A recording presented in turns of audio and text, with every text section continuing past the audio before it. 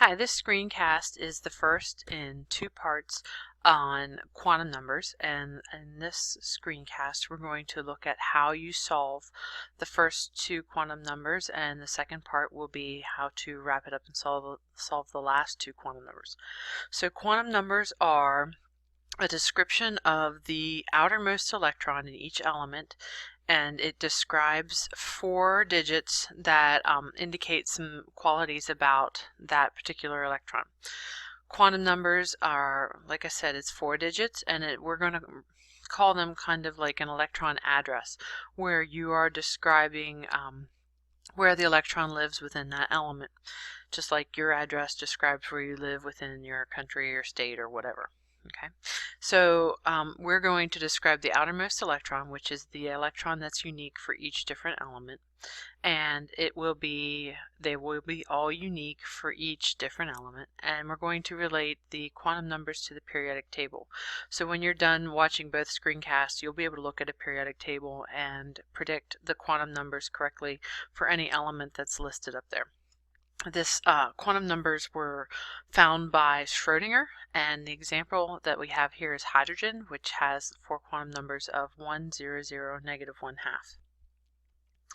Alright, so the first quantum number out of the four is called the principal quantum number, and it has the abbreviation of a lowercase n, and the first quantum number describes the energy level of that electron.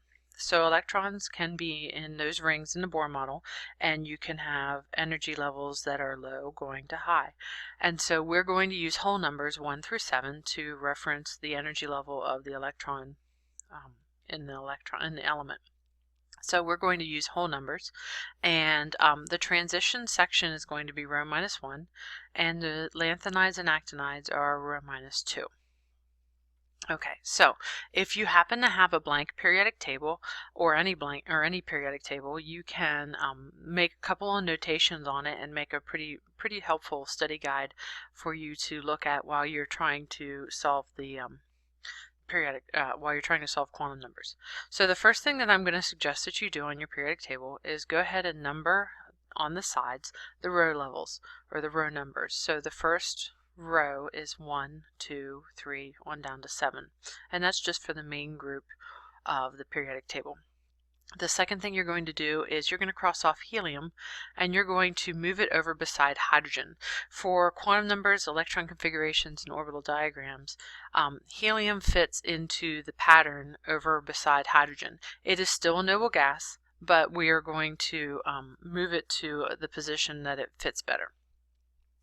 The next thing that you're going to do to edit your chart is down here in the lanthanides and actinides, you're going to, which is row 6, you're going to count over 3 elements, and you're going to make some kind of notation so that you can show where the lanthanides and actinides actually fit into the periodic table.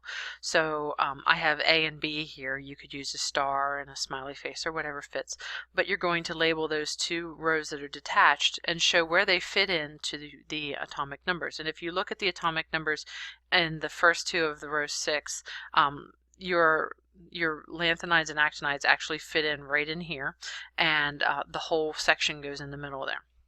Alright, so then we have all the fixes on it. So now let's use some of this information on this this study guide. And what I recommend you doing is putting the up there in the empty space on the top of your periodic table, putting some information to help you remember what this means. And so I would label that the first quantum number is called the principal quantum number, and that it does the energy level, and we're going to reference it to the row number on the periodic table.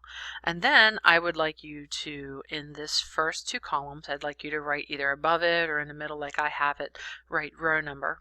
And in the last 6 columns, you're going to do row number as well. And then the transition section in the middle here, you're going to do row minus 1. And then the bottom 2 rows that are detached, you're going to write row minus 2. And what this tells you now is that anytime that you look for an element's first quantum number, depending on what section it's in, you can use the element's row number, the row number minus 1, or the row number minus 2. So if you're looking at an element that's over here, you would just look at whatever row it's in. If it happens to be here in the 5th row, you're going to have a first quantum number of 5.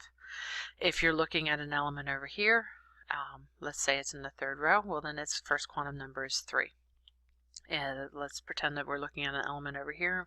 Maybe it's in the 5th row, but its first quantum number is going to be that 5 minus 1, so its first quantum number would be 4.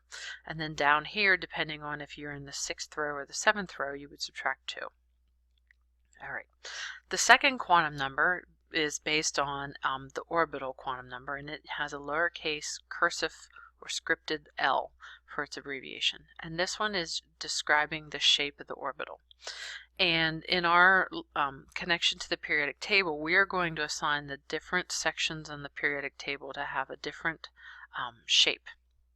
Now, you will see here that we have both a letter and a number represented, and for now we're going to use the numbers, but in later instances in this chapter for like electron configurations and orbital diagrams, you'll need the letters. So go ahead and label both, it'll help you out. So if you put in the first 2 columns, you're going to have S's and zeros.